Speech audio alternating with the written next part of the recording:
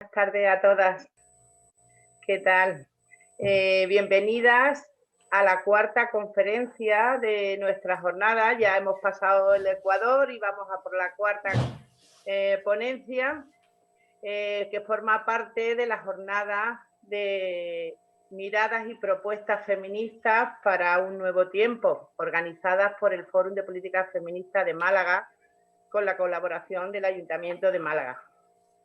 Desde hace tiempo conocemos las múltiples alertas y alarmas que se vienen dando desde la comunidad científica, que nos vienen diciendo de cómo la contaminación, los ataques a la biodiversidad, a los sistemas alimentarios, nos van debilitando a las personas y nos van haciendo cada vez más vulnerables hacia las enfermedades.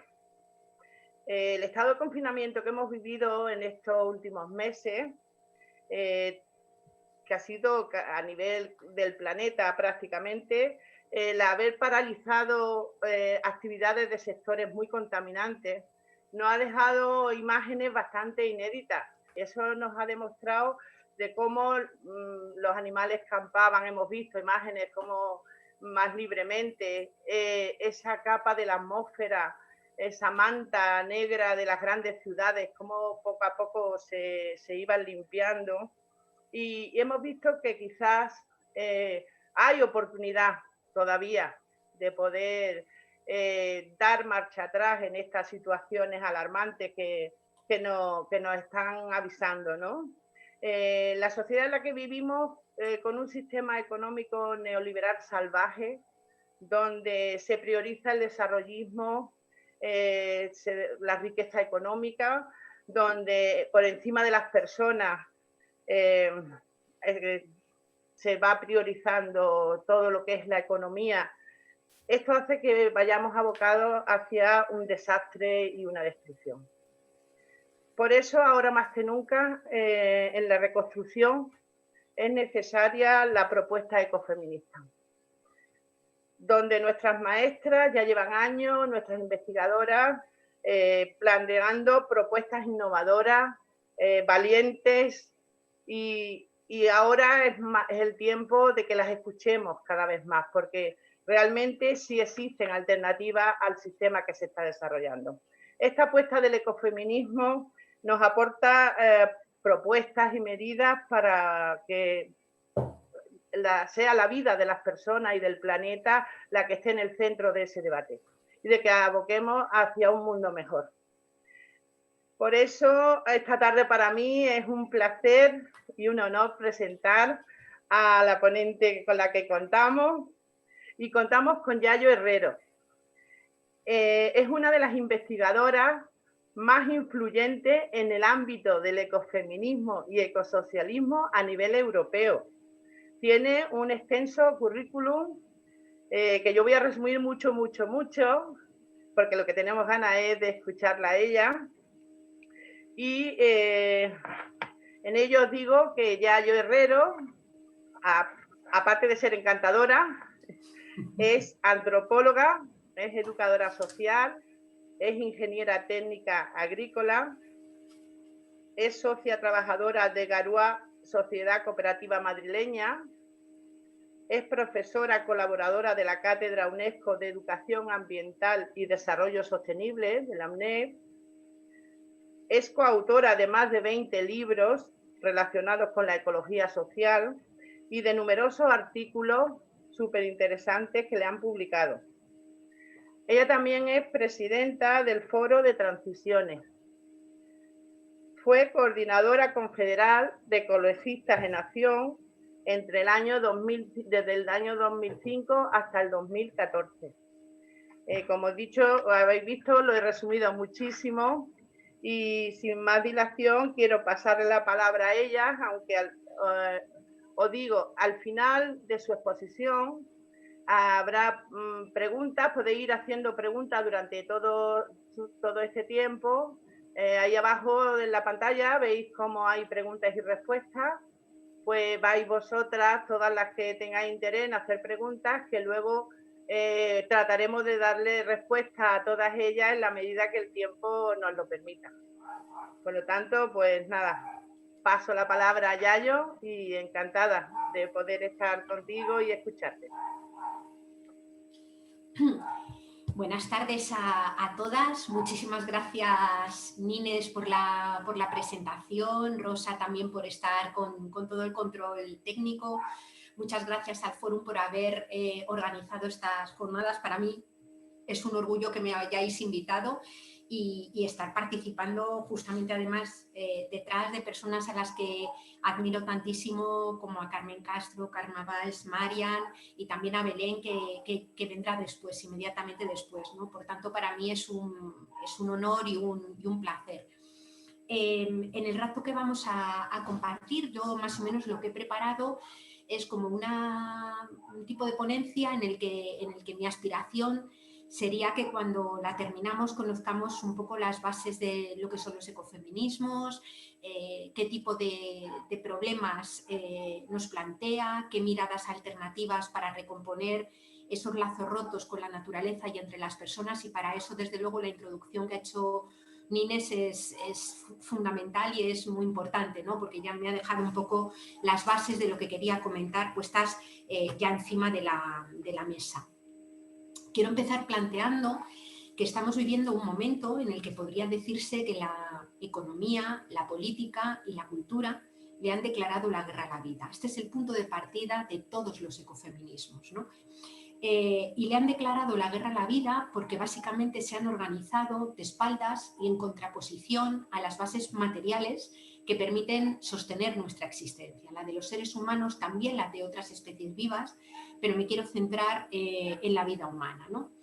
Y digo que se han planteado en contra de esas bases materiales porque la vida humana tiene dos importantes dependencias que con frecuencia están muy invisibilizadas, aunque cuando las explicamos parecen de perogrullo, están muy invisibilizadas desde luego en los análisis políticos dominantes y también en las agendas mediáticas de los grandes medios de comunicación, ¿no?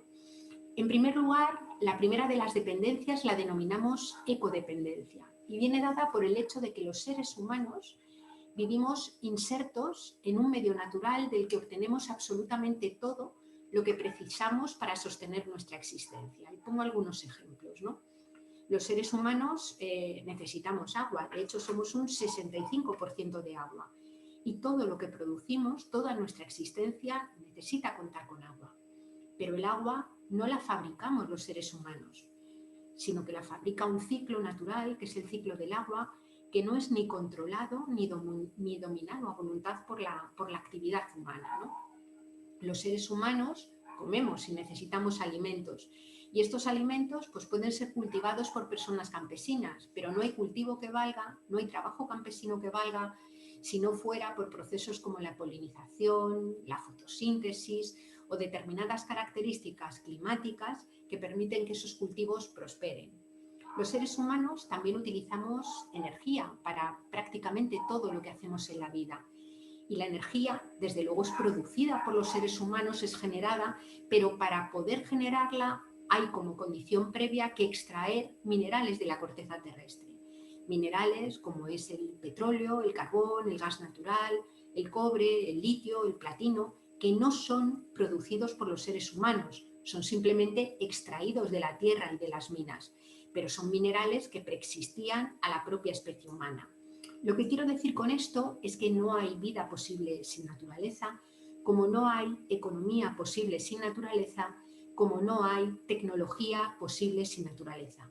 Sin embargo, luego entraremos en ello un poco más, nuestra cultura se ha creado sobre una especie de creencia que defiende justamente lo contrario. Es decir, cuando una persona, por ejemplo, estudia ciencias económicas en una facultad, es fácil que a lo mejor en todos los años de carrera tenga una asignatura, a veces cuatrimestral y a veces incluso simplemente optativa, que se denomina Economía de los Recursos Naturales, en la cual estudia más o menos estas cosas que estoy planteando. Lo que sucede es que esto configura la ciencia económica, se estudia como si la economía fuera algo que rodea la naturaleza, es decir, como si la naturaleza fuera un subconjunto dentro de los estudios económicos y no más bien al contrario, que es como es. La economía no deja de ser más que un subconjunto del conjunto de la biosfera, de la completitud, digamos, de esta naturaleza, ¿no? Esta forma de entender, digamos, la naturaleza como dependiente de la economía y no al revés, se ve acompañada por una convicción o más bien por un elemento que permanece sistemáticamente silenciado, y es que nuestro planeta, el planeta Tierra, tiene límites.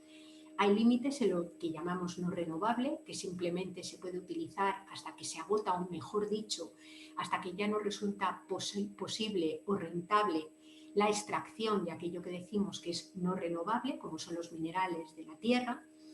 Hay límites también en lo que llamamos renovable. El agua, por ejemplo, es un bien renovable, pero no se renueva a la velocidad que le gustaría a la industria, sino que se renueva a la velocidad del ciclo natural, que es el ciclo del agua. Por tanto, cuando extraemos agua de un acuífero o del cauce de un río a una velocidad mayor de la velocidad con la que el ciclo del agua repone el agua en ese río, en ese acuífero, pues también podemos topar con los límites. Y hay límites también en lo que llamamos sumideros del planeta, que son procesos bioquímicos que permiten que se degraden todos los residuos que genera la actividad humana y no humana.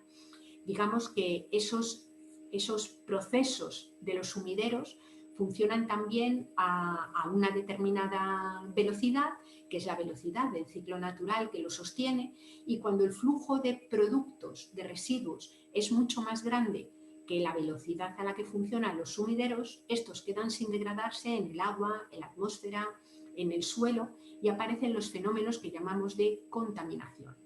Por cierto, quiero recordar, aunque ya imagino que una persona a la que admiro enormemente y de la que he aprendido tanto como Karma Walsh ya lo planteó, que desde luego esos productos contaminantes impactan de forma diferenciada en los cuerpos de las mujeres, con mayor intensidad, por causas puramente fisiológicas que hacen que, digamos, sean bioacumulados en mayor medida y enfermen en mayor medida muchas veces que esos mismos productos en los cuerpos de los hombres, ¿no? Y cierro el paréntesis con este comentario.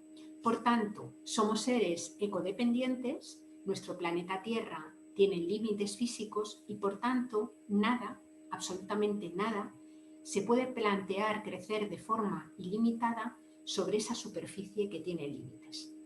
Lo que nos vamos a encontrar es que en los últimos decenios, sobre todo, en realidad en los últimos 2 siglos, pero sobre todo las últimas décadas, nuestro sistema económico ha alimentado la ilusión o ha pretendido crecer indefinidamente, extrayendo cada vez más materiales de la tierra, utilizando cada vez más los excedentes de los ciclos naturales y generando cada vez más residuos, hasta haber llegado un momento en el que esos límites directamente se han superado. Estamos en una situación de translimitación y esa situación de translimitación o este caernos del guindo de la posibilidad de crecer ilimitadamente sobre ese planeta con límites es lo que denominamos crisis ecológica, que retomaremos un poquito más adelante, que va en la línea de lo que planteaba Nines en su introducción, ¿no?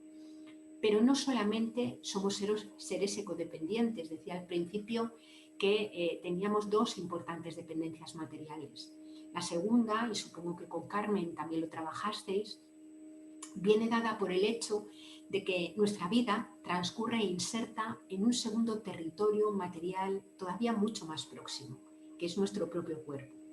Un cuerpo que es finito, un cuerpo que es vulnerable, un cuerpo que hay que cuidar a lo largo de toda su existencia y de forma muy intensa en algunos momentos del ciclo vital, como puede ser la primera infancia, el momento de la vejez, como puede ser toda la vida en el caso de algunas diversidades funcionales, o los momentos de enfermedad, independientemente de que la enfermedad no tenga por qué ser ni siquiera demasiado grave. Es decir, que estemos unos días sin poder movernos, sin poder desplazarnos, que estemos inmovilizadas durante unos días y volvemos a ser conscientes de lo que es necesitar otras personas alrededor que dediquen tiempo a nuestras cuestiones más absolutamente básicas, ¿no? Lo que sucede es que a lo largo de la historia y prácticamente en casi todos los lugares, quienes mayoritariamente se han ocupado del cuidado de los cuerpos vulnerables y finitos han sido y somos mujeres.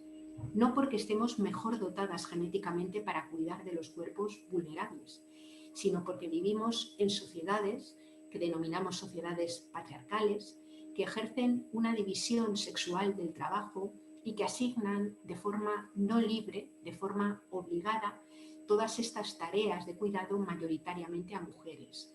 En procesos se ejerce, digamos, esta imposición obligada que tienen que ver con la socialización y la educación, tanto en la escuela como en la sociedad, como en el ámbito de la familia, que tienen que ver también con determinados estigmas y sanciones sociales que terminan culpabilizando o haciendo sentir culpable a aquellas mujeres tildadas de mala esposa, mala hija o mala madre, o simplemente el miedo, porque muchas mujeres sienten miedo en el espacio en el que debieran sentirse más seguras, que es su propia casa.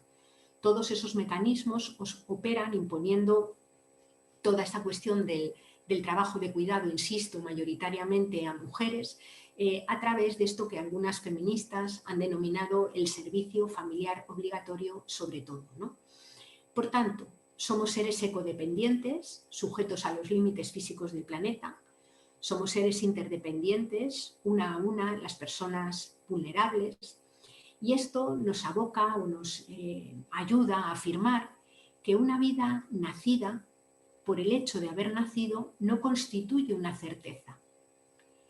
Lo que hace que una vida nacida sea una vida cierta, una vida posible, es que se dé en un entorno social que interactúa con la naturaleza y sus bienes fondo para producir los bienes y servicios que necesitamos para garantizar nuestras condiciones de vida, y que transcurra también en un entorno social que asegure que se van a recibir los trabajos de cuidados necesarios y adecuados para cada momento del ciclo vital. Quiere decir esto que la vida humana no se sostiene sola, hay que sostenerla intencionalmente.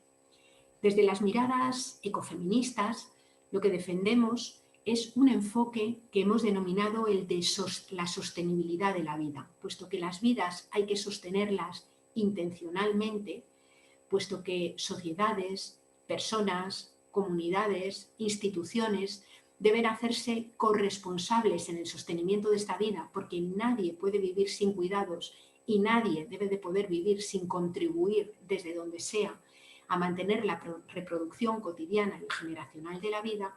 Puesto que esa vida es completamente codependiente e interdependiente, la cultura, la economía y la política tienen que tener como prioridad, tienen que tener la centralidad del mantenimiento de las vidas dignas.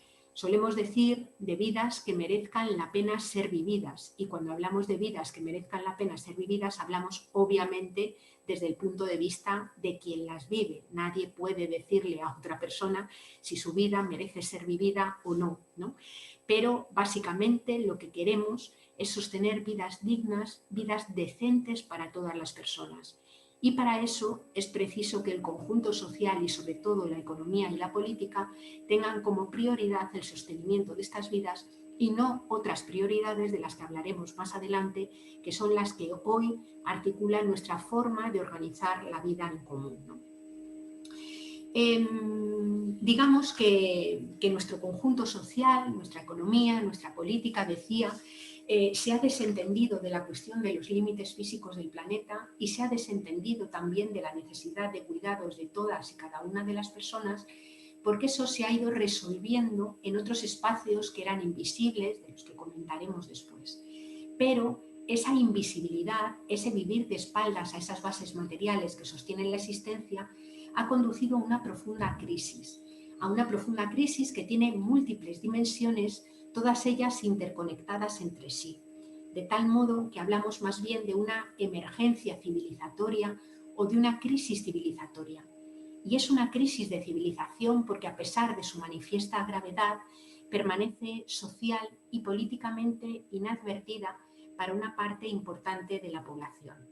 Yo voy a repasar de una forma obligadamente rápida y excesivamente simplista y sintética algunas de las dimensiones de esta crisis, ¿no? Y me gustaba cuando Nines en su introducción hacía referencia a la pandemia y a lo que hemos podido ver en estos días, porque efectivamente la pandemia, el confinamiento, lo que estamos viviendo, puede suponer un pequeño minuto de lucidez que nos ayude a desvelar cuáles son algunas de las trampas civilizatorias en las que estamos en este momento sumidas y que amenazan con llevarse la vida de muchas personas por delante, la vida de muchas otras especies, y amenazan también con precarizar y hacer mucho más difícil la vida de las personas que continúan, ¿no? De una parte mayoritaria de la población. En primer lugar, quiero nombrar algunas de las dimensiones de la crisis ecológica. Algunas os sonarán, otras, desde mi punto de vista, están muy maltratadas o muy poco referenciadas en las agendas mediáticas y las agendas políticas, y sin embargo nos va mucho en conocerlas y informarnos en ellas. Nos va mucho, fundamentalmente desde una perspectiva feminista, ¿no? Quiero nombrar la crisis de energía y de materiales. Vivimos en sociedades, sobre todo las sociedades occidentales, en las que podríamos decir metafóricamente que comemos petróleo. Nuestro modelo económico en este momento es completamente dependiente del petróleo. Es una fuente energética que se empezó a utilizar a finales del siglo XIX, aproximadamente en el año 1880 se empiezan a perforar los primeros pozos de petróleo, y lo que sucede es que desde ese momento y sobre todo durante la primera mitad del siglo XX y lo que ha continuado, se han extraído unas cantidades ingentes de petróleo, que es un recurso no renovable. Obviamente, el primer petróleo que se extrajo fue el que era más fácil de extraer, en el que había que gastar menos dinero y menos energía. Y eso es lo que ha permitido que se haya podido configurar un modelo económico basado en el crecimiento constante, basado en la producción de bienes y servicios a gran escala, y lo que ha permitido mundializar la economía, ¿no? Pensemos, por ejemplo, en nuestro sistema alimentario. En este momento, una buena parte de los alimentos que comemos vienen de muy lejos. Dentro del territorio del Estado español, dentro del territorio de España, cuando vamos a un supermercado y cogemos un bote de espárragos, un supermercado cualquiera, lo más fácil es que puedan venir de China o puedan venir de Perú. Cuando miramos de dónde proviene la fruta que comemos, sobre todo cuando es fruta fuera de temporada, puede venir de otro continente. Podemos coger un kilo de garbanzos en el mercado y ver que estos garbanzos pues vienen de México, mientras que a lo mejor los garbanzos que han sido producidos en Petrosilla, en Toledo, se los pueden estar comiendo en Polonia. Es decir, los alimentos hoy recorren enormes distancias antes de ser consumidos en cualquier mesa.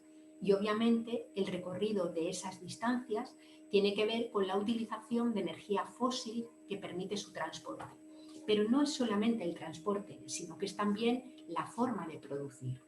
La forma de producir, básicamente, en grandes monocultivos, donde se utilizan grandes cantidades también de energía fósil, pues para mover la maquinaria que permite sembrar, que permite recolectar, donde se utilizan grandes cantidades también de energía fósil para producir pues productos fitosanitarios o fertilizantes químicos de síntesis, que permiten que esos cultivos se puedan mantener a esa gran escala. Hay que decir que quienes mayoritariamente nos alimentamos a partir del modelo de agricultura industrializada, agricultura y ganadería industrializada, somos las personas que vivimos en los países autodenominados desarrollados. Una buena parte de la población del planeta, dice Vandana Shiva, que aproximadamente el 65% come alimentos que son producidos en cercanía y con unos métodos, digamos, de producción o unos criterios de producción más o menos tradicionales. Es decir, es mayoritariamente la población del mundo autodenominado rico aquella que somos más dependiente de todos esos productos, digamos, producidos de forma industrial. No voy a entrar mucho en ello porque además tendréis a Belén, que hablará sobre todas estas cosas con muchísimo más criterio y más conocimiento que yo, ¿no? No quería dejar de señalar que no es solamente la forma de producir alimentos, sino que pensemos, por ejemplo, también en los modelos urbanos, ¿no? Pensemos en una ciudad grande, como pueda ser, por ejemplo, la ciudad de Madrid, donde todas las personas diariamente deben de recorrer decenas de kilómetros para atender las distintas dimensiones de su vida. Es decir, una ciudad donde en el municipio viven más de 3 millones de personas, en la comunidad autónoma prácticamente 6, compuesta por pueblos que muchas veces son como verdaderas ciudades y con personas desplazándose por las carreteras, trenes de cercanías, trenes de alta velocidad, no solamente dentro de la comunidad, sino también entre provincias, porque muchas personas van y vienen todos los días a trabajar a una ciudad como Madrid, desde Toledo, desde Cuenca, desde Segovia o desde Valladolid. Esto es posible porque existe toda esa red de carreteras, de trenes de alta velocidad o de cercanías que permiten que la distancia haya pasado a ser medida en el tiempo que tardas en recorrerla que en los kilómetros que tienes que recorrer. Estoy a 1 hora de Madrid, ¿no? Esta es la realidad de la mayor parte de las ciudades, que empiezan a tener una importante dimensión metropolitana donde desde los pueblos de alrededor y desde provincias de alrededor, según sea el tamaño de esa metrópoli, todos los días se desplazan personas. Ahora bien, y lo digo de una forma un poco provocadora, ¿no? En una ciudad como la ciudad de Madrid no se produce absolutamente nada que sirva para estar vivo.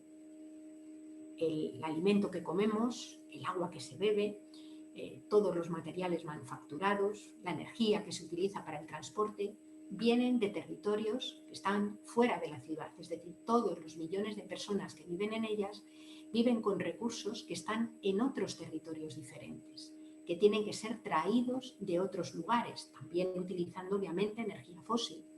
Y todos los residuos que se generan tienen que ser también sacados de la ciudad, las basuras, los residuos, todos los, digamos, todo lo que solemos depositar en los contenedores, por hablar de la basura simplemente urbana, tiene que ser también sacada de la ciudad a partir de transporte motorizado, ¿no? Lo que quiero decir es que una ciudad, cuanto más grande, más, es profundamente dependiente del petróleo. Sin un flujo constante de petróleo que se mantenga a un precio razonable, las ciudades hoy no funcionan. Y por primera vez, desde que la humanidad, nuestra especie, existe en el planeta, por primera vez vivimos la mayor parte de la gente en ciudades. Más del 50% de la población del planeta vive en ciudades, algunas de ellas con tamaños absolutamente descomunales, ¿no? Y todas estas ciudades dependientes de recursos que vienen o de los mundos rurales de alrededor o de los mundos rurales de otros países lejanos, fundamentalmente en el caso de nuestro país, situados en lo que denominamos el sur global, ¿no? Es importante tener esto en cuenta y por ello decimos que el pico del petróleo, es decir, el haber alcanzado ese momento en el que por cada barril de petróleo que extraemos en cualquier lugar del mundo no se encuentran reservas para poder sustituirlo, es un punto de inflexión que pone en jaque nuestros sistemas económicos. La Agencia Internacional de la Energía reconoce que ese pico de extracción se alcanzó en el año 2006 y desde ese momento en adelante no es posible extraer la misma cantidad de petróleo a la vez que se había extraído hasta, insisto, ese año 2006, ¿no? Claro, ante esta situación lo que nos encontramos es que, digamos, la industria, el poder económico y también el poder político nos dicen que el tema se va a resolver haciendo una transición a las energías renovables y limpias. Indudablemente, la transición a las energías renovables y limpias es la solución que necesitamos las personas para poder seguir existiendo.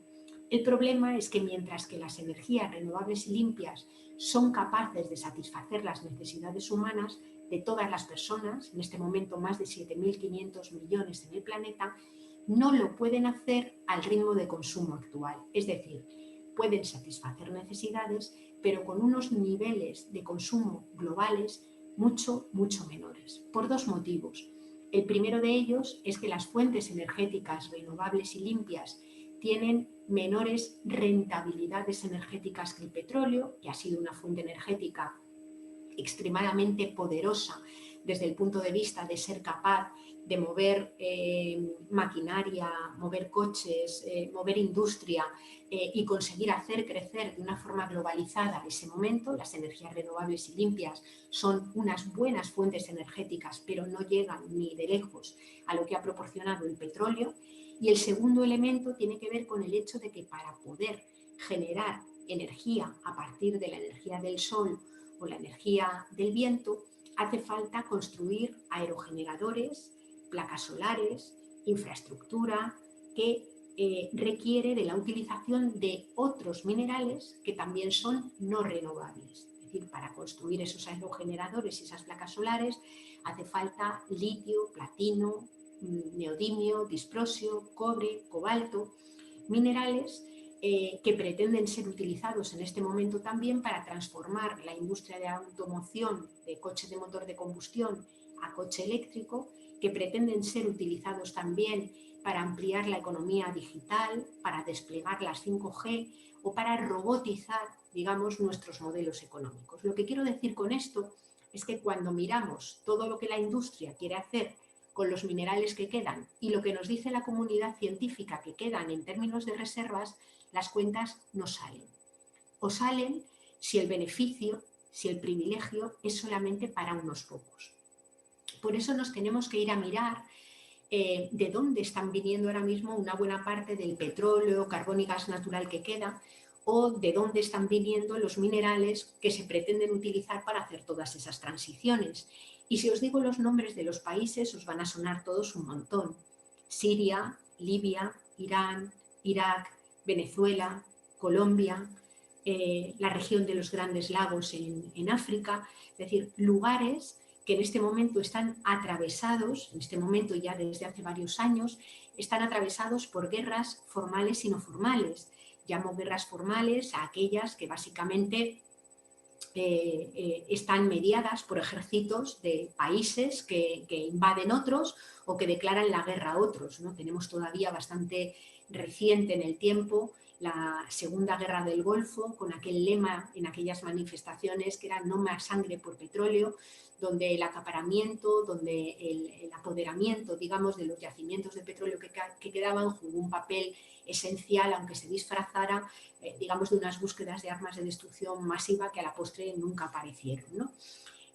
Pero cuando miramos lo de los minerales sucede exactamente lo mismo. Nos encontramos con lugares como Honduras, como Guatemala, como Colombia, en donde se están produciendo, en este caso, guerras informales, protagonizadas muchas veces por agencias de seguridad privadas, que empresas transnacionales, algunas de ellas de las que cotizan en el IBEX 35, es decir, que solemos denominar empresas españolas, son contratadas por ellas pues para eliminar resistencias, asustar, amedrentar, y en el extremo algunas de estas seguridades privadas terminan asesinando personas, muchas de ellas mujeres. En muchos lugares del sur global, quienes mayoritariamente están poniendo el cuerpo en la defensa de sus comunidades, de sus territorios, de sus formas de vida, y están siendo literalmente masacradas, perseguidas y amedrentadas, son mujeres. Hay que decir esto no solamente desde un punto de vista victimista, sino que son ellas agentes y protagonistas en la resistencia y en la generación de alternativa en muchos lugares de América Latina, en muchos lugares de África, en muchos lugares de Asia, en unos movimientos sociales que muchas veces no se autodenominan ni ecologistas, ni siquiera feministas. En todo caso, se habla muchas veces de feminismos territoriales, de feminismos comunitarios, pero nos encontramos con esas mujeres que en sus cuerpos y con su actividad defienden cotidianamente la vida, la de ellas y la de sus comunidades, ¿no? No solamente nos encontramos con esos ámbitos de extracción en países del sur global, sino que según vamos topando con los límites físicos del planeta, nos encontramos con dinámicas extractivas también dentro de nuestros propios territorios. En este momento, en el territorio de España, se encuentran solicitados varios cientos de proyectos de extracción de minerales situados, todos ellos, en zonas rurales, en los medios rurales, ¿no? Hablamos, por ejemplo, de una mina de litio que se pretende extraer pegadita a Cáceres. Hablamos de reabrir algunas de las minas ligadas a Río Tinto. Hablamos de una mina de cobre que se ha conseguido frenar de momento en la zona pegada a Santiago de Compostela, una mancomunidad denominada Pino o Touro. Hablamos también, por ejemplo, del Retortillo en Salamanca con unas minas de uranio. Es decir, que nos encontramos con que cada vez con más frecuencia algunos territorios, muchos de ellos situados en esto que se ha llamado la España vaciada, que en realidad no está ni muchísimo menos vacía, sino que en ella viven personas que tratan de construir sus existencias, van siendo o va pretendiendo ser utilizados como grandes minas o grandes vertederos al servicio, digamos, de los núcleos económicos de poder y al servicio sobre todo de del lucro, digamos, de las empresas que se encuentran detrás, ¿no? Esta dinámica de la crisis de energía y materiales se combina, y no voy a detenerme mucho en ella, con la del cambio climático. El cambio climático que supone el cambio en las reglas del juego que organizan todo lo vivo. Lo que nos dice la comunidad científica, el IPCC, que es el panel intergubernamental de cambio climático, es que precisamente la península ibérica es el territorio que se calienta al doble de velocidad del resto de Europa. Las previsiones y los escenarios de futuro dentro que proyecta el IPCC para el territorio del Estado español, lo que vienen a plantear es un proceso de sagelización del sur y el este de la península y un proceso de mediterranización del norte. Nos vamos a encontrar con problemas, ya los tenemos, de olas de calor que afectan en mayor medida a las mujeres mayores, en general a toda la población mayor, pero de forma más intensa a las mujeres. De hecho, por ejemplo, en algunos países del norte de Europa ya hay agrupaciones de mujeres que se están organizando para denunciar a sus gobiernos por no tomar medidas adecuadas, puesto que son ellas las mayores damnificadas por las olas de calor. Nos encontramos también con eventos climáticos extremos pues que afectan en forma de inundaciones, temporales, crisis profundas que destruyen el territorio y que obligan a gastar cantidades ingentes de dinero para poder reparar el fruto de estos destrozos. Hablamos de zonas que van a tener problemas muy, muy importantes de sequía, de falta de agua, hablamos de una distribución irregular de las precipitaciones, lo cual hace pues, que los árboles se hagan un lío a la hora de florecer, que cuando las flores nacen no hayan nacido los insectos que la tienen que polinizar. En definitiva, que la reproducción de la vida sea más complicada.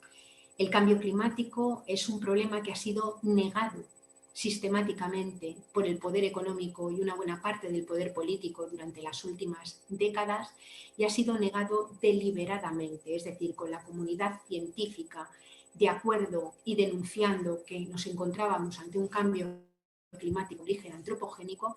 Durante décadas, cuando se podía hacer algo, no se ha hecho nada. Ahora nos encontramos ante la tesitura de tener que adaptarnos a la parte que ha llegado para quedarse y tratar de frenar la parte que aún es frenable y que puede colocarnos todavía en una situación mucho más compleja, ¿no?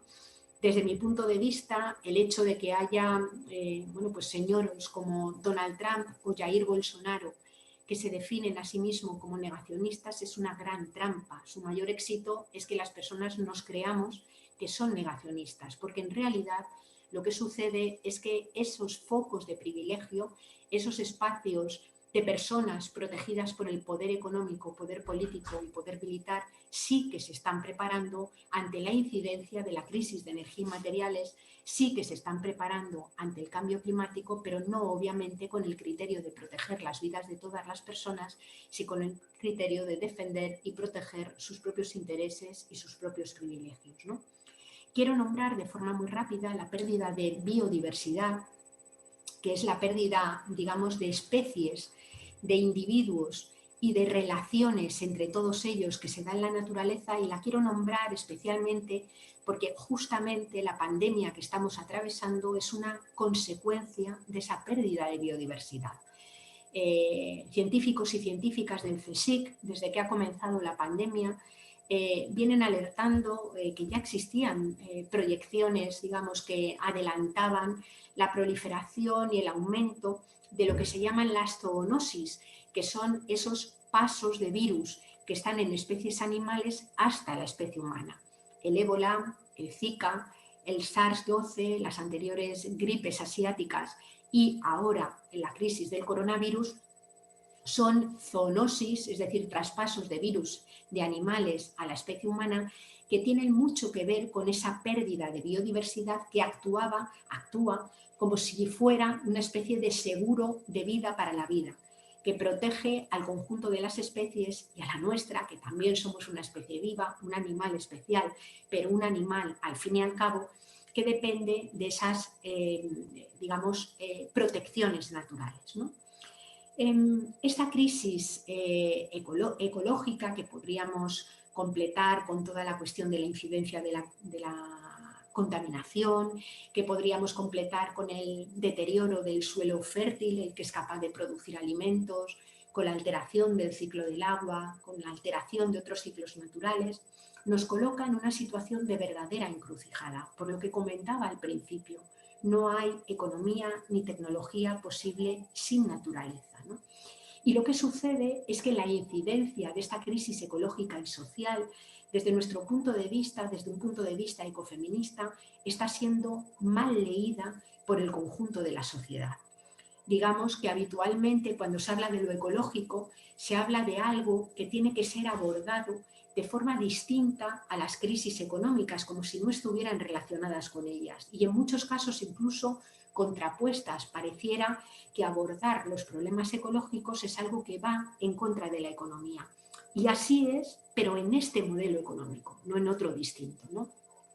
Quiero señalar con esto que cuando vemos cómo se están profundizando las desigualdades en todos los ejes de dominación, en la profundización de esas desigualdades, en el corazón de esas desigualdades, está la crisis ecológica, ¿no?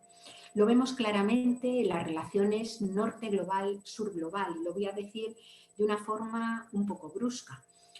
Si la valla que rodea la Europa rica, además de no dejar entrar a las personas migrantes, no dejan entrar energía, materiales, alimentos, productos manufacturados o pesca de los países de esas personas migrantes, la Europa rica no dura ni 2 meses.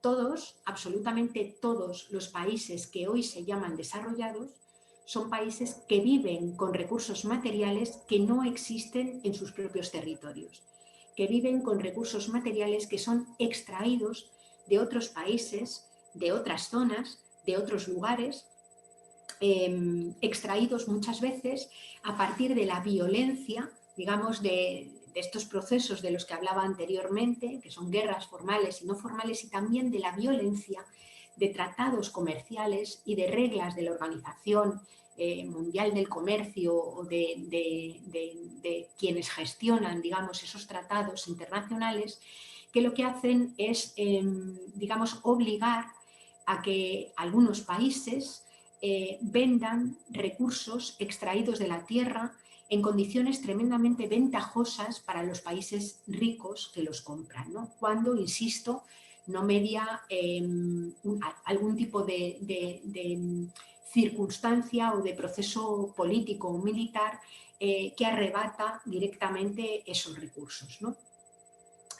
No solamente es que las personas migrantes sean personas en muchos casos digamos, expulsadas forzosamente de sus territorios, que salen por pérdidas de hábitats, por procesos violentos o por el extractivismo en sus territorios, sino que esas personas migrantes hoy se están convirtiendo en la materia prima del negocio de la seguridad de fronteras, un negocio que crece a un ritmo verdaderamente impresionante y un negocio, el de la seguridad de fronteras, que recae con una violencia especialmente brutal sobre los cuerpos de las mujeres.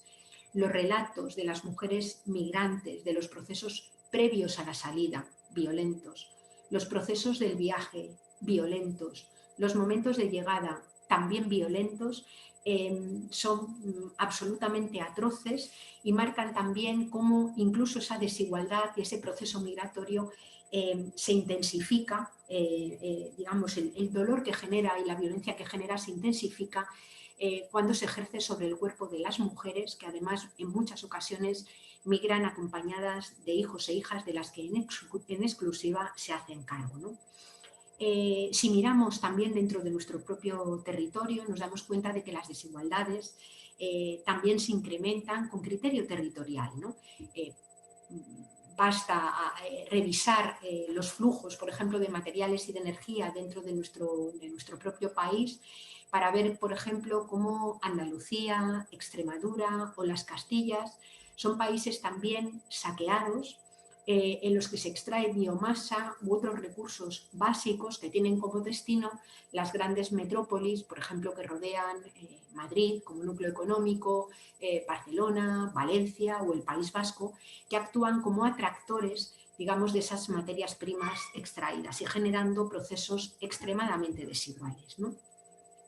También dentro de nuestros propios países empezamos a ver, es un proceso que ya va ya tiempo, pero empezamos a ver cómo se agudizan las desigualdades. Y nos encontramos con que hoy la precariedad, las vidas precarias, no son una cuestión coyuntural o excepcional que afecta a algunas personas, sino que la precariedad hoy tiene un carácter estructural. Son muchísimas las personas desempleadas que tienen dificultades en acceder a la única vía que te proporciona renta para poder satisfacer tus necesidades cotidianas. Pero es que las personas que tienen empleo también son pobres, muchas de ellas. Hay muchas personas con empleo que no llegan a final de mes. El fenómeno de las empleadas pobres crece y tenemos muchas personas, insisto, que aun teniendo empleo tienen dificultades para poder acceder a una vivienda, para pagar la factura de la luz o para pagar la factura del agua. En este sentido es en el que digo que esas desigualdades aumentan, entre otras cosas porque nuestro modelo económico ya no puede crecer con la lógica con la que ha crecido durante las últimas décadas, entre otras cosas porque no hay una base material, ni mineral, ni energética para que esos procesos de crecimiento sobre la base de la economía real, la que produce puestos de trabajo, se puedan producir, ¿no? Por tanto, mirar estas cuestiones es absolutamente clave. Hablar de energía, hablar de materiales, hablar de minerales, hablar de cambio climático no es una cuestión que deba de quedar desde nuestro punto de vista en las manos de personas expertas, sino que es una cuestión que tiene que ser abordada en los movimientos sociales, en los movimientos emancipadores y muy especialmente en el movimiento feminista, si no queremos, de alguna manera, cargar con las peores consecuencias de esta crisis que ha llegado y de la forma de abordarla. Porque, como señalábamos, son mujeres mayoritariamente las que, de forma injusta y no libre, se ocupan de sostener cotidianamente la vida. Y son mujeres quienes en este momento, a partir de lo que hemos denominado crisis de cuidados, son las que están teniendo que cargar con la tarea de sostener esas existencias en un modelo que, sin embargo, ataca la propia vida. Digamos que las dificultades que existen cada vez más crecientes debido a múltiples factores para cuidar cotidianamente de los cuerpos se ven reflejadas no solamente en el papel y en el hambre de tiempo que cotidianamente tienen cada vez más personas de las que se suelen denominar amas de casa, personas que trabajan en sus hogares de forma gratuita para sostener cotidiana y generacionalmente la existencia y que, por ejemplo, han sido el sostén fundamental durante el periodo de confinamiento y durante el periodo de pandemia, pero también incluso las que lo hacen de forma remunerada. Hoy muchas mujeres que trabajan dentro de lo que llamamos el empleo doméstico son, digamos, las personas que arrastran unas condiciones laborales más precarias, que realizan los trabajos más invisibilizados y los trabajos más explotados del mercado laboral. Muchas de estas mujeres, en muchos lugares, son migrantes. Primero fueron mujeres que iban de la ciudad a los pueblos, de los pueblos a las ciudades a servir, y posteriormente mujeres que vienen de los mismos lugares que las materias primas que sostienen nuestro metabolismo económico.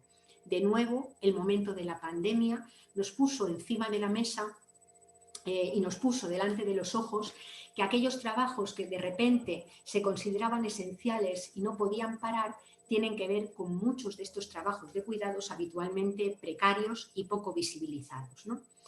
Así las cosas, nos encontramos con que precisamente las relaciones de codependencia y de interdependencia que decía que sostienen la vida están invisibilizadas en nuestros modelos económicos. Y esto tiene algunas causas que son estructurales y que son las causas sobre las que incide fundamentalmente la mirada ecofeminista. La primera de estas causas tiene que ver con que nuestras economías han reducido el concepto de valor al concepto de precio. Solamente se considera que tiene valor económico y por tanto forma parte del campo de estudio económico aquello a lo que se le puede asignar un precio. pero claro, ni el ciclo del agua, ni la polinización, ni la fotosíntesis, ni el trabajo de las llamadas amas de casa tienen precio. Por tanto, resulta invisible dentro de nuestro modelo económico, aunque el modelo económico lo explote, lo utilice y no se pueda mantener sin ello. Nuestro modelo económico funciona, podríamos utilizar, se suele utilizar con la metáfora de un iceberg. En un iceberg, la parte que flota por encima del agua es la más pequeña. ¿Qué hay en el iceberg de la economía? Pues todo lo que se compra y que se vende, el salario, la prima de riesgo, las inversiones, todo aquello que tiene reflejo en las cuentas monetarias. Pero por debajo, sosteniendo a flote la parte visible, se encuentra la extracción de cantidades ingentes de materiales de la corteza terrestre, la utilización de los excedentes de los ciclos naturales que componen un flujo permanente de materias primas sin las cuales la economía no funciona. Y dentro de esa parte invisible está también la incautación de una cantidad ingente de horas de trabajo que mayoritariamente mujeres realizan en el ámbito invisible de los hogares para fabricar otra materia prima esencial para el modelo productivo, que es la mano de obra. Es decir, desde una mirada ecofeminista defendemos que para que exista producción en términos capitalistas hay una precondición que es la producción de vida. Lo que sucede es que cuando la economía crece sin observar límites en la naturaleza ni la vulnerabilidad y el cuidado que necesitan los cuerpos, esa economía crece, crece y crece, llevándose por delante y destruyendo la parte invisibilizada. Y así ha generado una profunda crisis que es sistémica, que es de cuidados, que es energética, que es de materiales, que es ecológica, que es de desigualdades, que es de legitimidad de la democracia y que está causando una tremenda polarización.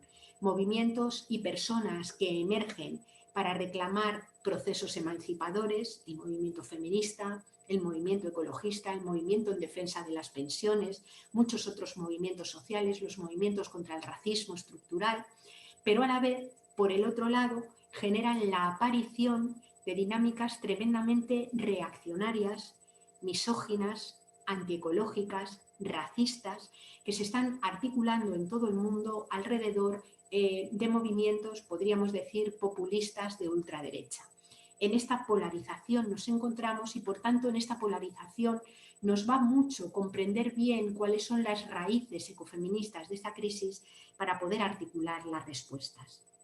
Las respuestas pasan necesariamente por la recomposición de nuestros modelos económicos bajo una lógica totalmente distinta, basadas en primer lugar en un principio que es el principio de suficiencia. Esto quiere decir que hay que aprender a vivir con lo suficiente. Habrá personas que necesiten más, me refiero, más material, más energía, más agua, para poder tener vidas distintas y decentes. Pero hay otras muchas personas que podemos vivir con menos materiales, menos energía, menos agua.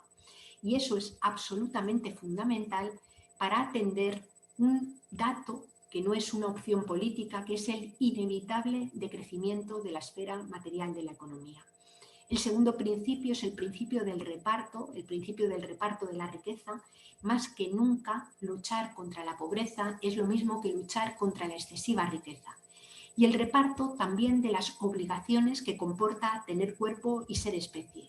El trabajo de cuidados no es un trabajo solo de mujeres, es un trabajo de instituciones, de comunidades, de hombres, de personas, y la corresponsabilidad, el hacerse cargo corresponsablemente de esta tarea de reproducción cotidiana y generacional de la vida es un elemento no solamente de justicia, sino también esencial para que las vidas decentes se puedan mantener.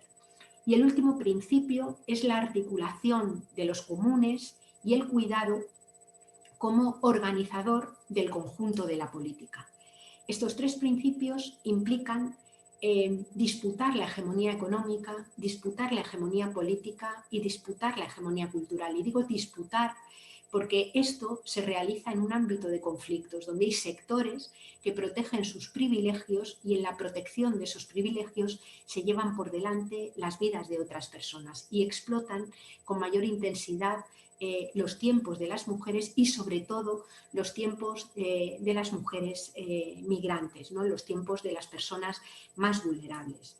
Esta disputa de la hegemonía económica, política y cultural, aunque parezca sorprendente, es más sencilla, por así decir, en lo económico. Y digo que es más sencilla en lo económico porque no es cierto que no haya alternativa. Desde hace decenios hay muchísimas personas que han pensado y han elaborado proyectos sobre cómo organizar nuestro metabolismo energético, cómo diseñar modelos de transporte que puedan ser más adecuados y menos depredadores, cómo organizar el modelo de ciudad, cómo configurar la ordenación del territorio en base a la ecorregión, cómo poder garantizar sistemas de cuidados adecuados, ¿no? La disputa de la hegemonía política es más compleja. Y es más compleja porque no se trata de disputar solo el quién gobierna, que ojo, a mí me importa mucho quién gobierne, sino que se trata de conseguir que existan mayorías organizadas que quieran y deseen estos cambios. Y ahí es donde nos encontramos la articulación. No basta con que llegue gente muy bien orientada a la política o a las instituciones, sino que necesitamos muchas personas que estén dispuestas a presionar y a defender los cambios que es preciso hacer. Y por último, esa disputa de hegemonía política nos lleva a la disputa de la hegemonía cultural. Con esto quiero terminar. Si este modelo se ha hecho, digamos, hegemónico, no ha sido solo porque se haya adueñado del poder económico y del poder político. Se ha hecho hegemónico porque se ha adueñado de la forma en la que las personas entendemos la realidad, ¿no? Se ha adueñado del concepto que tenemos de bienestar, se ha adueñado del concepto que tenemos de vida buena, del concepto de libertad, del concepto de derechos, ha invisibilizado y se ha adueñado de lo que es la protección y lo que es la seguridad, ocultando los trabajos de protección, de seguridad y las tareas que históricamente han venido realizando mujeres. Y digamos que de ese cambio cultural tiene que emanar un sujeto, una persona, una, digamos, sociedad interconectada que ponga la vida en el centro y que sea capaz de forzar estos cambios, porque van a tener que ser forzados, ¿no? A la vez que son forzados, necesitamos articularnos para construir alternativas sin esperar a que nos den permiso para hacerlo. Y ahí la buena noticia es que tenemos montones de iniciativas a nuestro alrededor que ya están funcionando, que experimentan, que son laboratorios de experiencia, de los que sin duda podemos aprender y con los que sin duda podemos interactuar. Bueno, yo lo voy a dejar aquí para que tengamos un buen espacio, un buen tiempo para poder compartir y responder tanto inquietudes que hayan podido quedar a cosas que yo haya podido no dejar claras y desde luego estoy encantada de escuchar también vuestras propias reflexiones. Muchas gracias.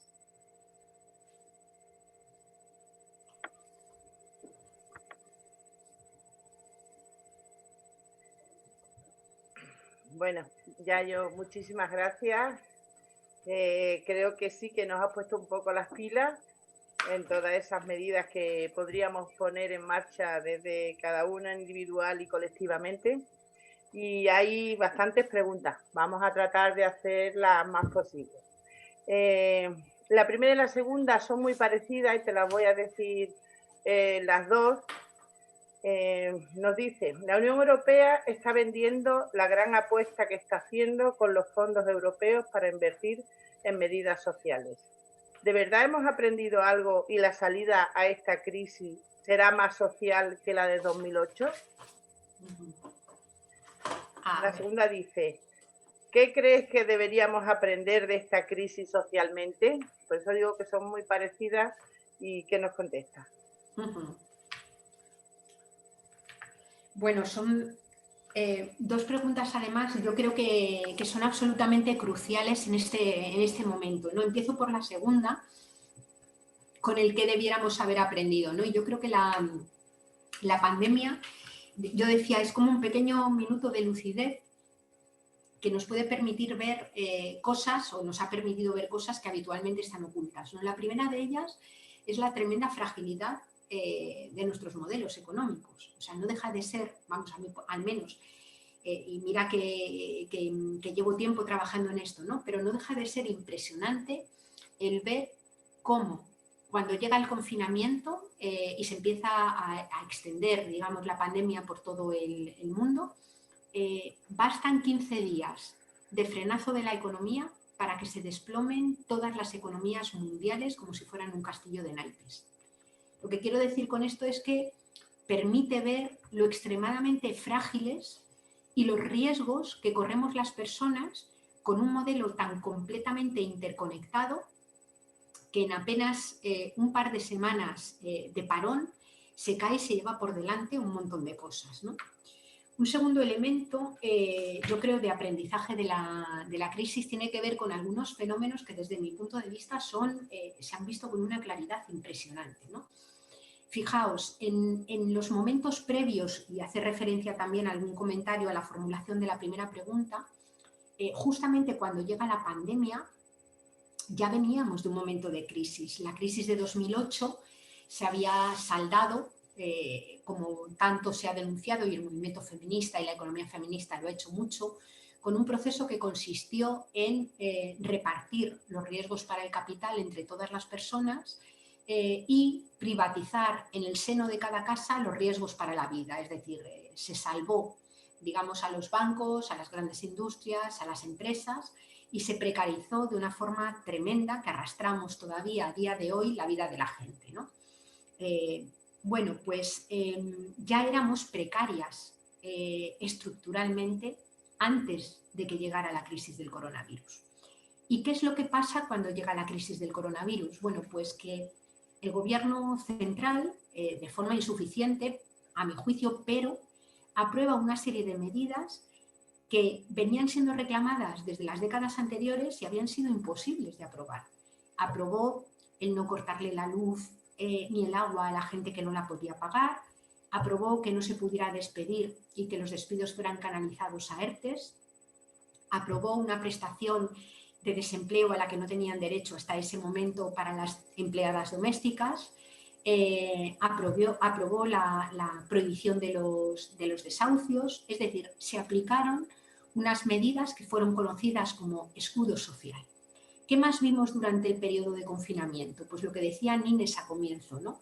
Es decir, durante el periodo de confinamiento resulta que se desplomaron los indicadores de contaminación en todos los lugares, es decir, desde China hasta el norte de Italia, hasta las regiones más contaminadas dentro del Estado español, Estados Unidos, es decir, la contaminación se desplomó, al igual que las emisiones de gases de efecto invernadero. Yo tengo que reconocer que no me hubiera imaginado en mi vida que me iba a dar rabia ver un informe sobre la calidad del aire que demostrara que la calidad del aire había mejorado tanto, ¿no?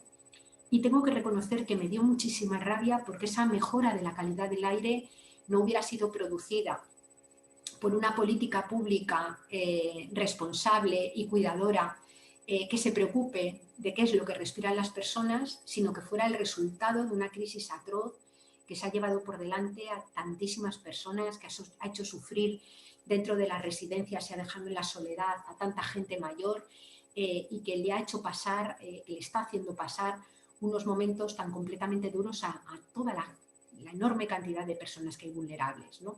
Tengamos en cuenta además que la población de riesgo ante el coronavirus son personas que estaban enfermas previamente por enfermedades cardiovasculares y respiratorias, y son precisamente la contaminación del aire una de las causas fundamentales de esas enfermedades cardiorrespiratorias que viven las gentes en las zonas sobre todo más contaminadas, ¿no? Claro, cuando vemos que esto pasa en el periodo de normalidad, es decir, en el periodo de excepción, lo que nos damos cuenta es que parece que las condiciones de vida de las personas pueden ser protegidas en momentos de excepcionalidad, que en esos momentos de excepcionalidad incluso podemos respirar sin envenenarnos y que sin embargo eso no pasa en los momentos que se llaman de normalidad, cuando supuestamente la economía va bien, ¿no? Ahora se habla de la nueva normalidad y nos encontramos con que de pronto ya, la semana pasada me parece que fue, el Gobierno ha dejado fuera del paquete de escudo social los cortes, la prohibición de cortarle la luz o el agua a la gente. Como ya empezamos a estar bien, como ya empezamos a salir del periodo de excepción, resulta que ya se le puede cortar la luz a la gente que no puede pagarla, ¿no? Y empezamos a ver cómo todos los indicadores de contaminación vuelven a crecer. Es decir, la normalidad dentro de este modelo implica que cuando las cosas nos van bien, a quien le va bien son a las cifras de las empresas y siguen siendo situaciones que, bueno, pues que afectan a las condiciones de vida de la gente de forma absolutamente negativa, ¿no? Yo creo que es otra cosa que podemos aprender, digamos, de la crisis del coronavirus. Hemos visto también, y lo comentábamos, cómo de repente trabajos invisibilizados han pasado a ser trabajos esenciales y se han visto como esenciales, como muchas personas que habían ido perdiendo esa idea han visto de repente lo importante que es tener servicios públicos como es el de salud, la sanidad o la educación. Es decir, todos estos elementos son centrales y son cosas que hemos aprendido en la pandemia, ¿no? Claro, el riesgo ahora es lo que plantea la primera de las preguntas, que ni el Gobierno ni las políticas que lanza la Unión Europea pongan en el centro a las personas y sus condiciones de vida, sino que vuelvan a priorizar de nuevo el crecimiento de las empresas, ¿no? Se habla de un paquete de medidas verdes, pero tenemos que tener en cuenta que las medidas verdes, y voy a ser muy provocadora, en el extremo pueden llegar a convertirse en medidas ecofascistas, es decir, políticas verdes que hacen crecer una economía verde, el capitalismo verde, pero que no revierten o incluso empeoran las condiciones de vida de mucha gente, ¿no? En mi opinión, ese decrecimiento de la esfera material de la economía es clave y ese principio de suficiencia y de reparto de la riqueza también. Y es importante pelearlo y estar al tanto porque no sabemos cuántas veces más la Unión Europea va a poder generar inversiones millonarias para cambiar estructuralmente las economías, ¿no?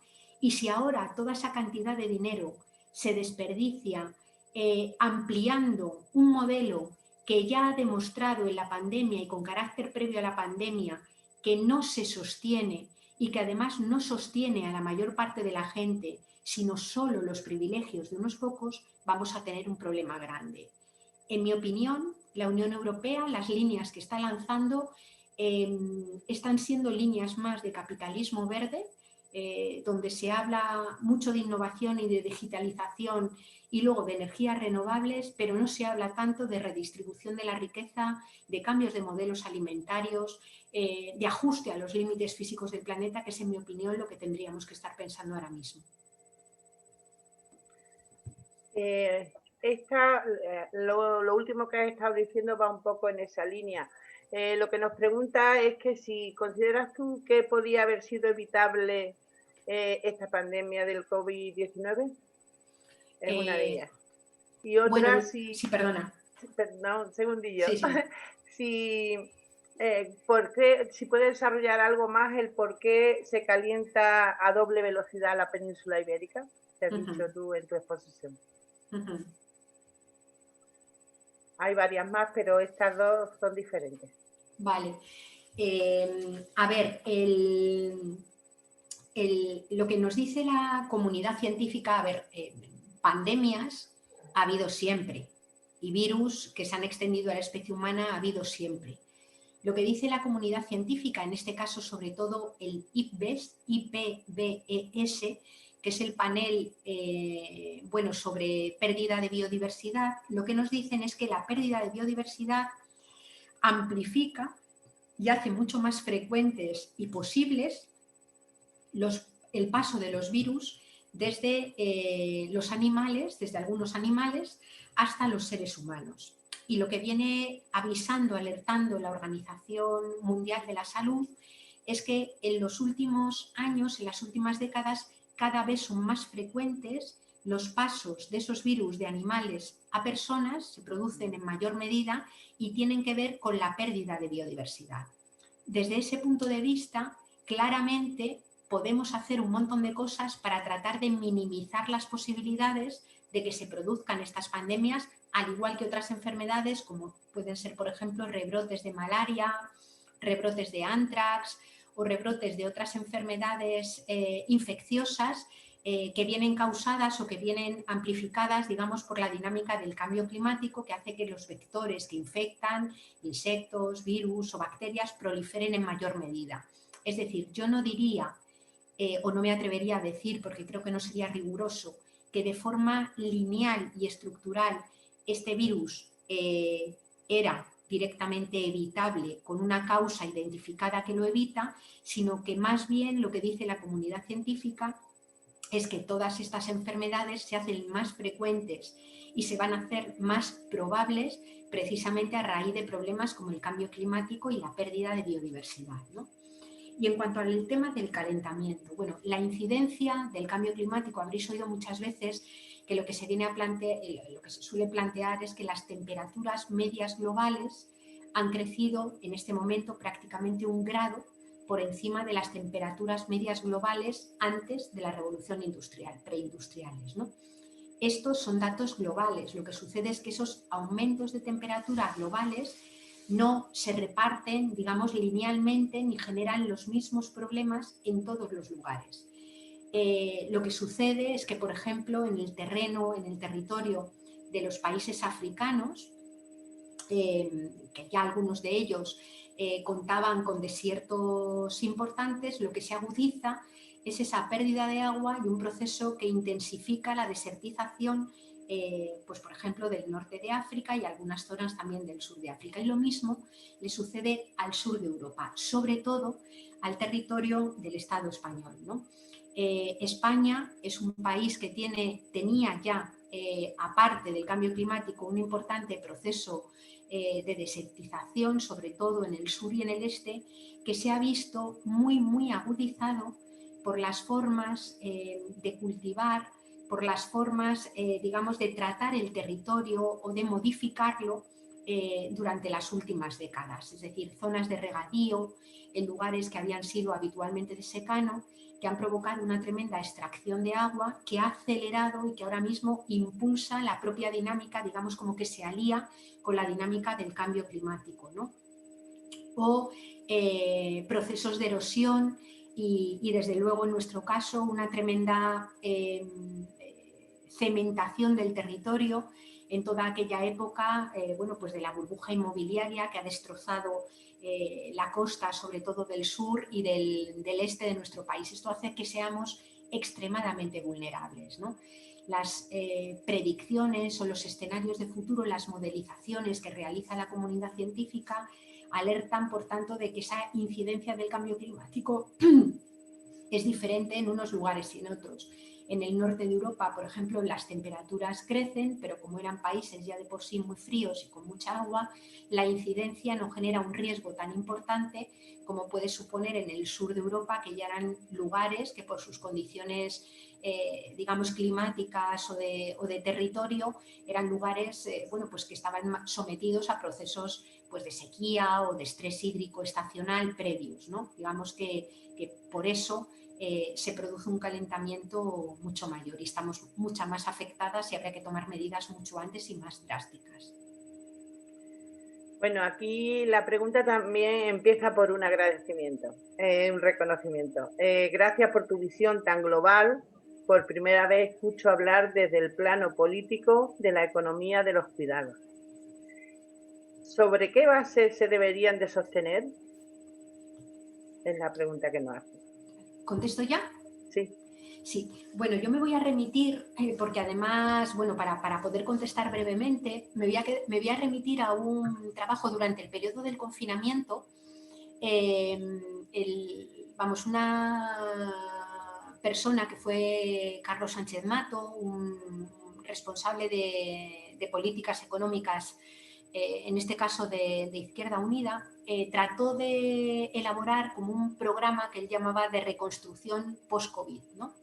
Al hilo de aquel programa nos invitó a unas cuantas mujeres que estábamos vinculadas de alguna manera o preocupadas por la cuestión de los cuidados y la economía feminista a tratar de pensar para ver cómo podríamos abordar políticamente la cuestión de los cuidados. En este grupo pues estuvo Amaya Pérez Orozco, estuvo la propia Carmen Castro, yo tuve también la ocasión de participar brevemente, pero participar algo, y terminamos articulando como un esbozo de propuesta, ¿no?, que fue defendida por Amaya Pérez Orozco en el Congreso de los Diputados en la Comisión de Reconstrucción Post-COVID.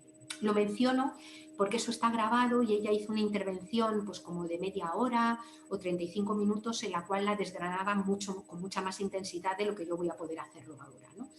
En aquella propuesta lo que decíamos es que el cuidado o los cuidados no son algo que hay que resolver, digamos, individualmente dentro de cada casa, o no son algo a resolver solo con políticas de conciliación o de corresponsabilidad, que, ojo, son muy necesarias, son absolutamente indispensables, sino que tienen un marcado cariz político, que con la que está cayendo, desde nuestro punto de vista, es el cuidado, la palanca, la política palanca y la política faro que tiene que reorientar el resto de políticas públicas. Es decir, desde el reconocimiento de que cada vida es vulnerable, de que todas las vidas tienen que ser cuidadas y de que esas vidas son dependientes de la naturaleza, necesitamos repensar desde ahí la organización de la política pública.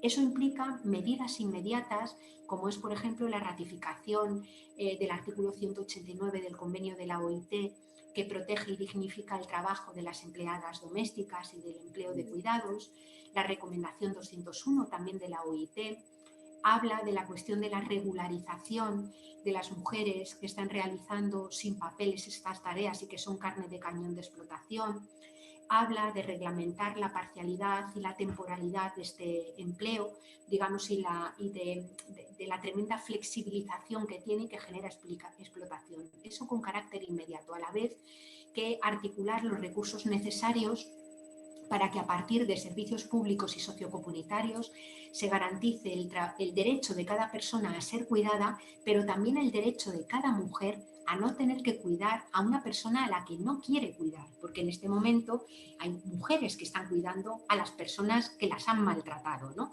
Esos dos derechos tienen que ser garantizados. Pero mirando un poco más en el corto, medio y largo plazo, digamos, esa política de cuidados se interacciona con cambios que afectan a las políticas de vivienda, porque no se puede cuidar si la gente tiene miedo a no tener una casa o a que la puedan echar. A políticas como las de extranjería, la ley de extranjería tiene que cambiar para poder generar unos cuidados razonables. A políticas que tienen que ver con la lógica del trabajo social. A mí, por ejemplo, me preocupa mucho el hecho de que en estos momentos los servicios sociales ya no pueden ser mirados como si estuviéramos hace 50 años y fuera una cosa totalmente excepcional el que alguien estuviera en situación de calle. Es que ahora mismo estructuralmente mucha gente y mucha gente joven con trabajo tiene dificultades para tener un empleo. Así no se puede garantizar el cuidado de la vida, ¿no? Digamos que, por tanto, las políticas fiscales, las leyes laborales, las condiciones laborales tienen que ser revisadas desde la perspectiva del cuidado de la gente. Y ahí sí que nos sale un verdadero programa aplicable, viable, para poder garantizar ese cuidado como principio político y organizador de la vida en común.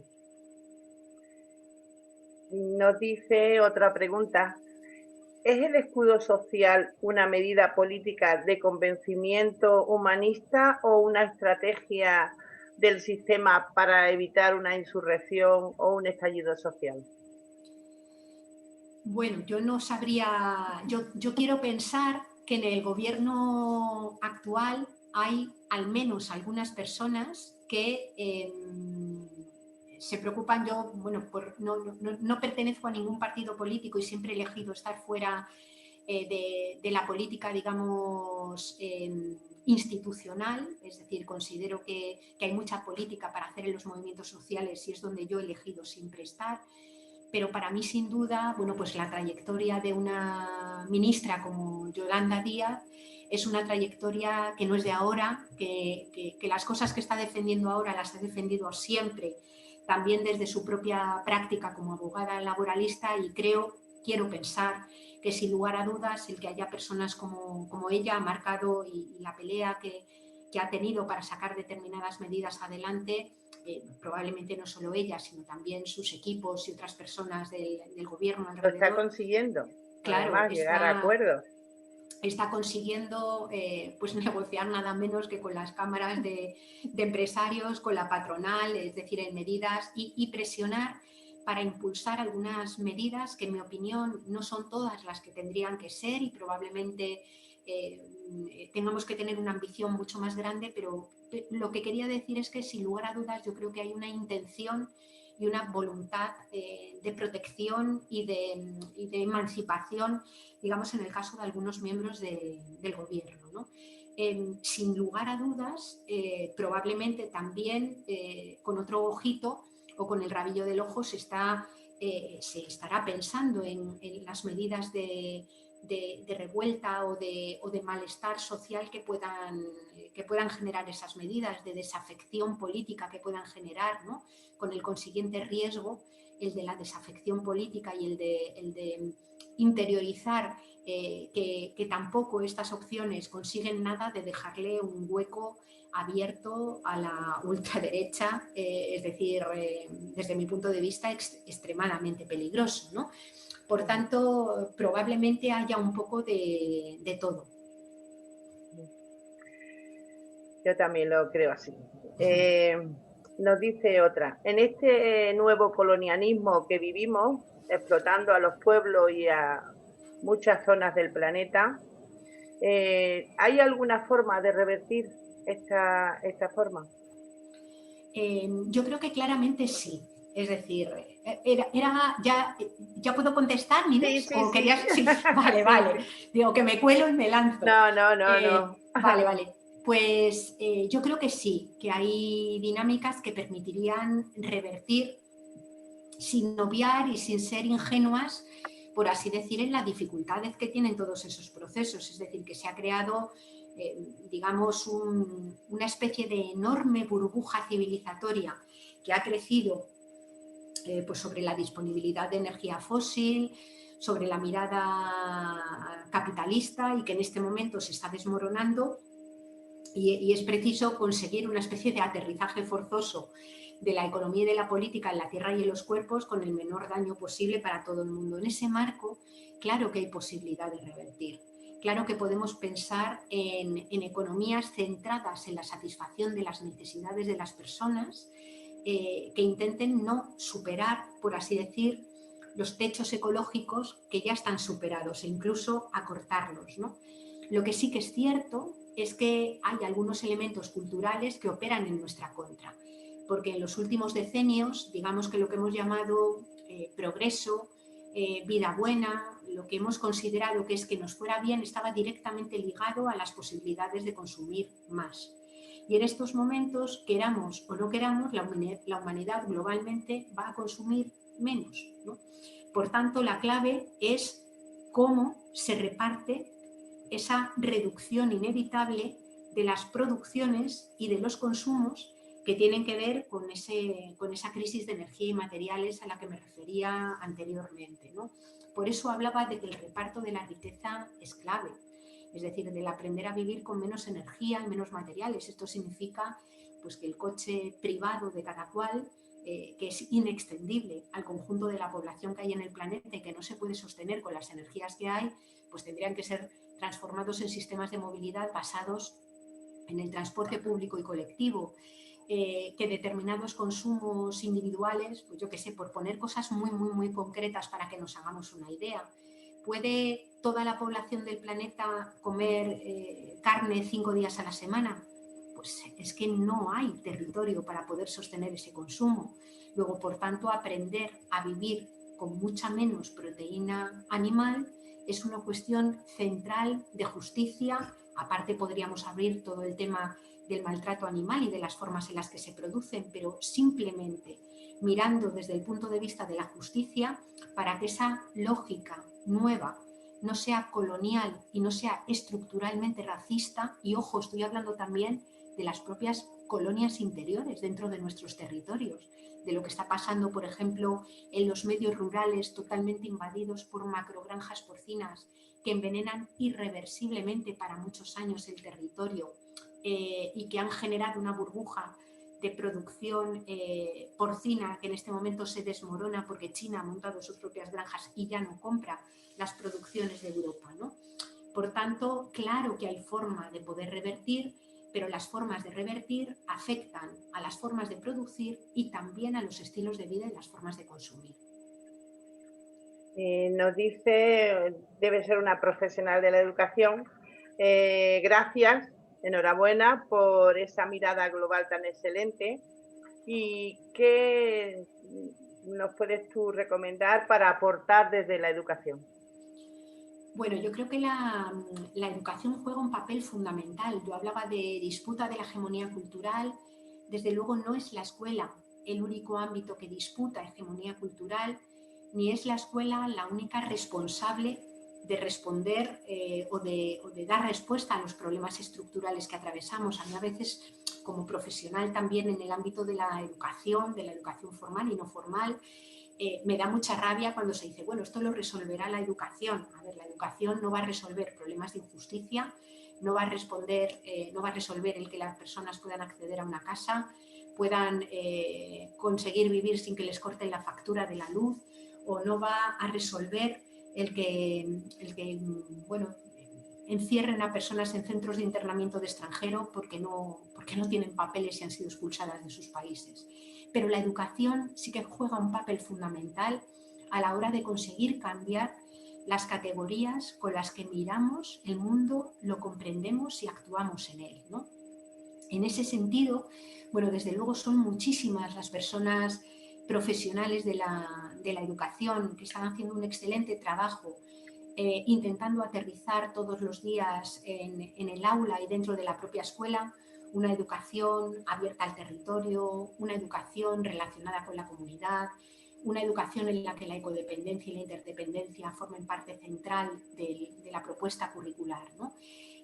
Yo quería señalar, son muchos los equipos que hacen esto y yo aprendo mucho de todo lo que voy recibiendo y me van contando, pero quería comentar, por ejemplo, que desde Ecologistas en Acción, que es la organización de la que yo soy activista, el área de educación lleva años trabajando en una propuesta que se ha llamado 99 propuestas y 99 iniciativas, que hace propuestas concretas a desarrollar en el marco de la educación formal y no formal, que desarrolla materiales para poder abordarla. Ahora estamos trabajando en una propuesta que se llama Una nueva cultura de la tierra, que pueda ser trabajado en el aula. Y en otro equipo en el que yo tuve la ocasión de participar, que fue el equipo de FUEM, trabajamos en los últimos años en revisar el currículum oficial del decreto de enseñanzas mínimas del BOE, de la LOMCE actualmente, y estamos tratando de incidir en la propuesta LOMLOE, que es la nueva reforma educativa que quiere impulsar el gobierno. Y en ese trabajo lo que hicimos fue revisar el currículum completo de todas las etapas educativas, desde infantil hasta bachillerato, pasando también por algunas formaciones profesionales, y tratar de elaborar o de transversalizar esta propuesta ecosocial y ecofeminista dentro del currículum. Ese trabajo está terminado, está disponible para todas las profesionales de la educación que os pueda interesar, y ahora mismo estamos elaborando materiales didácticos que puedan ser utilizados en el aula para abordar desde una perspectiva interconectada entre los diferentes ámbitos de conocimiento y disciplinas, pues este tipo de miradas. Hay una, por ejemplo, sobre el Mediterráneo, que aborda desde diferentes y con una perspectiva ecosocial todo el aprendizaje en torno al Mediterráneo, otra sobre Gaia, otra sobre la revolución industrial, otra sobre la ciudad, y también están disponibles para aquellas personas que queráis utilizarlas, ¿no? Por tanto, me parece que es absolutamente clave. Nos preguntan sobre el tema del coche autónomo como alternativa a los coches privados. A ver, yo no controlo mucho lo que es el coche autónomo. Puedo hablar un poco del transporte electrificado, me imagino que el coche autónomo a lo mejor se está refiriendo a ese... Si quieres te leo, Sí. ya que la solución energética no es consumir la misma cantidad pero de otras fuentes y la distribución demográfica es difícil de cambiar a corto plazo, ¿qué valor se le da al coche autónomo como elemento para cambiar la cultura del coche privado? Me parece que te lo había resumido mucho. Pero... Sí, bueno, a ver, yo no sé si voy a responder bien en concreto por no tener ahora mismo muy claro lo que es el coche autónomo. Yo voy a tratar de responder a la cuestión de base que plantea la pregunta, que me parece absolutamente importante, ¿no? A ver, yo creo que hay un problema de transporte en el marco de las ciudades y en la propuesta en el transporte urbano. Yo creo que la propuesta clave es modificar radicalmente el sistema de transporte. Es decir, necesitamos ciudades policéntricas en donde podamos conseguir que las personas no necesiten desplazarse tanto, porque pues tengan su servicio médico, el lugar donde se compra, es decir, que tiene mucho que ver con el planeamiento urbanístico. Ciudades en las que se potencie el transporte a pie, lo cual implica cambiar y hacer propuestas de micropolítica urbanística, de modo que las personas mayores se puedan desplazar porque hay bancos, es decir, tiene mucho que ver con el urbanismo feminista, ¿no? Y el transporte en bicicleta. Y todo lo que no pueda ser a pie o en bicicleta, que sea fundamentalmente transporte público, pero colectivo y electrificado, ¿no? Eso implica una enorme inversión en transporte público y también una enorme inversión, no solamente de dinero, sino también de ideas en la forma de organizar la ciudad. No sé si habéis visto, por ejemplo, que la actual alcaldesa de París preparó en su campaña electoral más reciente una propuesta que se llamaba A un cuarto de hora, y la promesa que hace para la ciudad de París es intentar que nadie tenga que desplazarse más de un cuarto de hora para atender las diferentes dimensiones de su vida. Eso implica un cambio radical en el urbanismo, en los modelos de transporte, incluso también en la propia política de precios de vivienda, porque mucha gente vive lejos del lugar en el que trabaja no por gusto. A nadie le gusta meterse un viaje cada día para ir a trabajar, sino porque pues muchas veces no puedes pagar la casa cerca de donde trabajas, ¿no? Cuando estamos hablando de los medios rurales, el tema todavía se intensifica muchísimo más, ¿no? Porque la carencia de transporte público en los medios rurales es absolutamente brutal, ¿no? E incide y afecta en mayor medida muchas veces a las mujeres y a las mujeres más mayores, que además no suelen desplazarse de forma privada en su propio coche, ¿no?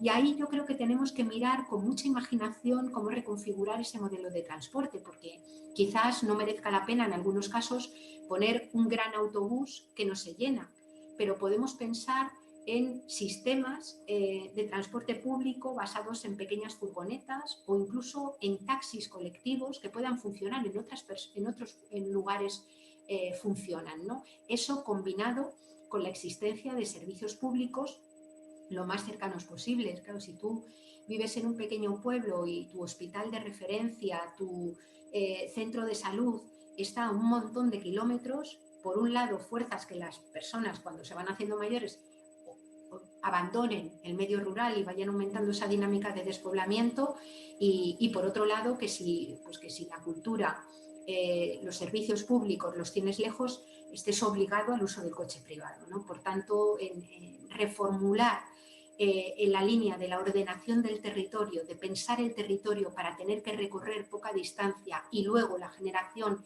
de un transporte público, colectivo y electrificado en esa línea, yo creo que por ahí deben de ir las soluciones. Totalmente de acuerdo.